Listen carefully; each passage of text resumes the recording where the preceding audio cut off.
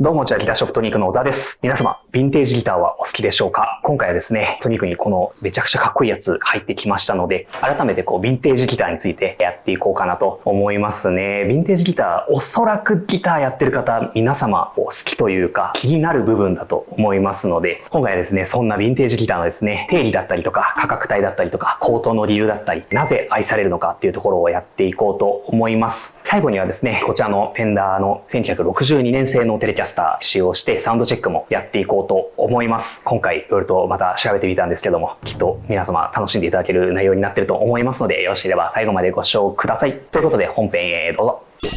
まずはじめにヴィンテージギターとはというところからやっていこうと思うんですが、一般的にはですね、製造から長い年月が経過したギターを指しておりますね。どこかで40年以上経ってるものがヴィンテージっていうっていう風に聞いたことがあります。実際のところ明確な定義はないそうですね。そうなると、どれも年数が経てばヴィンテージギターということになるのかというと、そういうわけではなくて、同じ年数が経っていてもですね、ブランドだったり、モデルだったり、使われている木材とかパーツとか、そういったものによって価値は大きく変わると言われていますね。なので、製造からですね、一定の年月が経ち、音や素材、希少性など高い評価を受けているギターをヴィンテージギターと言いますね。はい。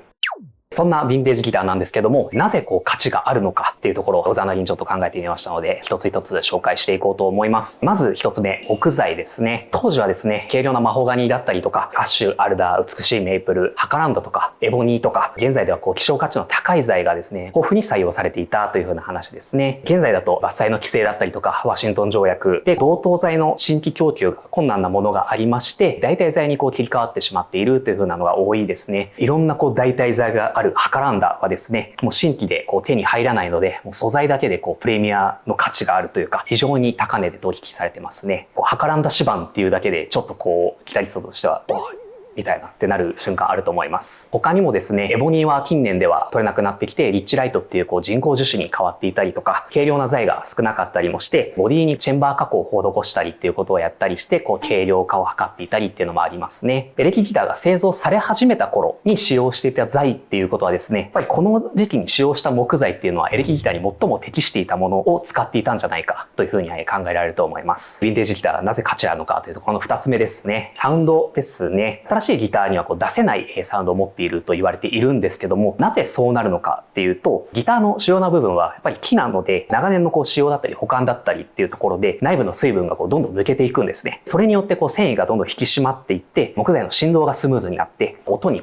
わゆる深みが増すというふうに言われておりますね。あとはピックアップに使われているマグネットの時期が弱くなっていったりとか、配線材の劣化とか、塗装が硬化しきるっていうところとかもサウンドに影響を与えていると言われております。とはいえ、このヴィンテージギターのサウンドっていうもの、枯れた音とかなんか言ったりするとは思うんですけども、それが全ての人がいいなっていう思うサウンドなのかっていうと、またそれはちょっと違ってくるとは思うんですけども、それぞれ好みがあるので、ヴィンテージギターのサウンドを再現するためにピックアップだったり、木材の加工とか、振動をギターに与えて、常にもうなりきってるようなものを生産しているブランドとかもあるので、評価されているサウンドであることには間違いないんじゃないかなと思いますね。続いてヴィンテージギターになぜ価値があるのかの3つ目なんですけども、希少性ですね。生産が終了してしまっているというところですね。もちろんストラトキャスターはストラトキャスターで、レスポールはレスポールであるんですけども、当時の同じような木材とかで作られたものはやっぱり存在はしていないっていうところですね。なので現存する個体しかないっていうところで、さらにその当時50年代とか60年代っていうのは今ほど大量に生産されていなかったんですね。生産本数が限られていたりとか、あとはその期間が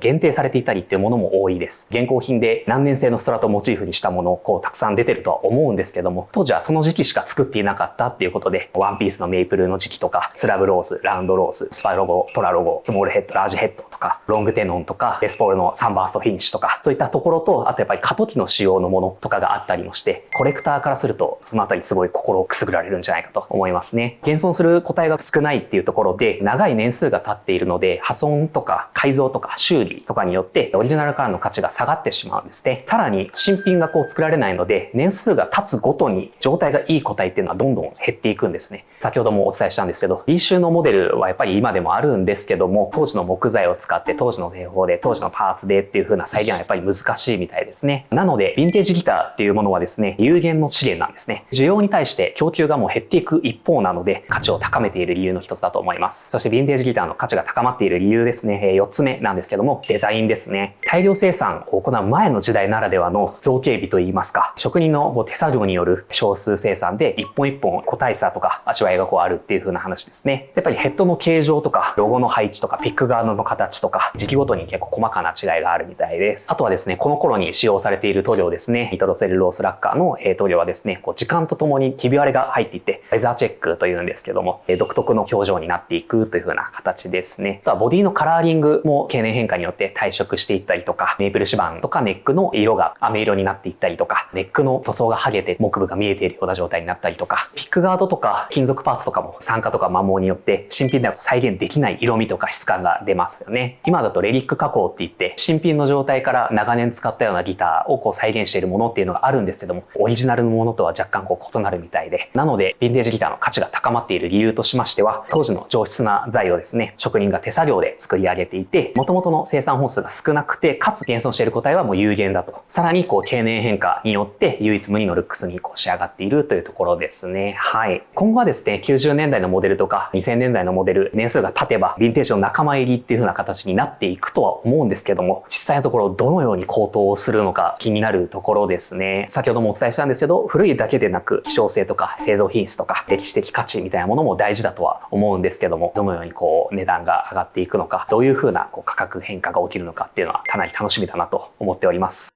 続いて価格帯の目安についてやっていこうと思うんですけども、ヴィンテージギターっていうのはですね、一言で言っても値段の幅めちゃくちゃ広いんですね。オリジナル度によってもかなり変動はするんですけども、ざっくりこんな感じっていうのをちょっとまとめてみました。まずですね、10万円台から30万円あたりのモデルがですね、70年代後半から80年代のモデルが多いですね。例えばグレコとか東海とかアリアプロ2とか、あとフェンダージャパンとかもそうですね、オービルとかもそのあたりになると思います。大体国産の 70s のものとか 80s のものがこのあたりに入ってくるかなと思いますね。次がですね、50万円からだいたい150万円ぐらいのものがありまして、70年代のフェンダー USA のストラトキャスターとかテレキャスターとか、70年代のレスポールデラックスとか、まだ本家の黄金期ではないんですけども、十分に年数が経っていて、コレクターの需要も高いみたいです。次がですね、だいたい200万から500万以上っていうところのラインになってくるんですけども、例えば60年代後半のフェンダー USA ストラトキャスターとかテレキャスターですね、50年代から60年代のギブソン ES シリーズだったりとか、レスポールジュニアとかスペシャルとか、60年代後半の再生産され始めたレスポールカスタムとか、レスポールスタンダードがこの辺りに入ってきますね。その上がですね、もう数千万とか数億とかの話になってくるんですけども、それがですね、1958年から1960年のギブソンレスポールスタンダードですね、通称バーストと呼ばれるあれです。1958年から59年のギブソンフライング V、あとは50年代のストラトキャスターもですね、この辺りに入ってきてます。60年代前半のモデルもですね、ちらほら見かけるようになってきました。上がってますね。ちなみに話なんですけども、1959年のレスポールスタンダードですね、レスポールの王様と言いますか、バーストなんですけども、そちらの市場価値がですね、状態によって20万ドルから40万ドルということで、日本円換算でだいたい3000万から6400万ぐらいらしいんですね。当時の定価が266ドルから280ドルだったということで、とんでもない高騰ですよね。当時数万円で買えたモデルがですね、なんと数千万で取引されているという風な投資的な価値も生まれてきているという風な話ですね。続いてですね、ヴィンテージギターを愛用していたアーティストたちなんですけども、ヴィンテージギターが価値を持つ大きな理由の一つとして、歴史的な有名アーティストが愛用していたっていう風なところもあると思いますね。例えばなんですけども、フェンダーのストラトキャスターですね、50s から 60s のもの、エリック・クラプトンとか、ジミー・ヘンドリックスとか、リッチ・ブラックマンなどが愛用してましたね。あと、フェンダーのテレキャスター、50s のブラックガード機のものですね、キース・リチャーズとか、ジミー・ペイジとか、ブルース・スプリングスティーンとか、あとはギブソンのレスポールスタンダードですね、ジミー・ペイジだったり、エリック・クラプトンだったり、ジョー・ペリーとかスラッシュとか、ゲイリー・ムーアとか、あとはギブソンの ES シリーズですね。チャックベリーとか BB キングとかラリー・カールトンとか様々なギタリストがやっぱり愛用していて、それで名演を残しているという風な話ですね。ヴィンテージギターっていうものは音楽の歴史にも直結しているんじゃないかなという風に思います。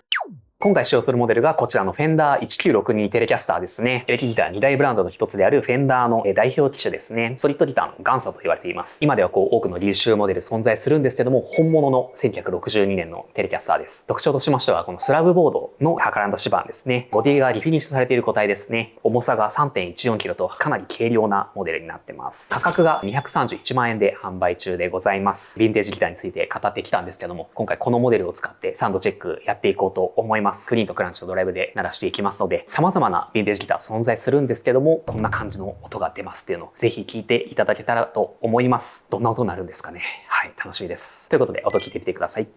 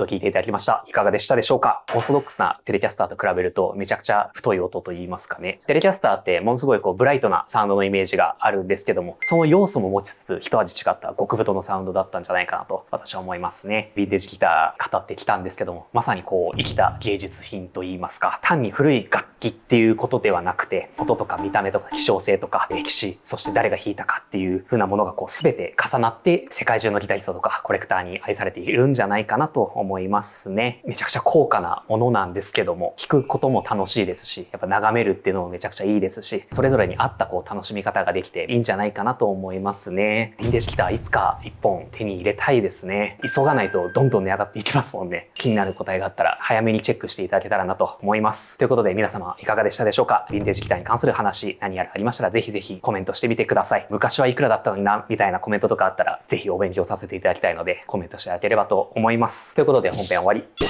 ヴィンテージのモデルと言いますと欲しくなるタイミングが誰しもあるとは思うんですが、昔65のストラトはめっちゃくちゃ欲しかったんですよね。ちょうど CBS に切り替わるタイミングっていうので過渡期のモデルっていうところにちょっとロマンを感じることがあって、僕がちょっと興味持った頃はまだ100前後とかで買えたんですよね。もしかしたらワンチャン頑張ればいけるかもしれないっていう風な感覚だったんですけども、今見るともう300ぐらいになってるんでちょっと難しいかなみたいな感じにはなってますね。56のレスポールスタンダードゴールドトップのモデルなんですけども、それをもしかしたら買うかもみたいな時期があったんですね。当時300万だったんですけども、出会いがありましてめちゃくちゃいいじゃんみたいな感じになって、いやこれ買うかみたいな感じになったんですけど、300万をローンで割と無理した金額月5万とかで割って30とかまでに払い終わる計算だったんですね。いやさすがに30まで毎月5万とか結構えぐくないかみたいな冷静に思ってて、結局購入せず終わってしまったんですけど、今30超えまして、この現状で56持ってたら俺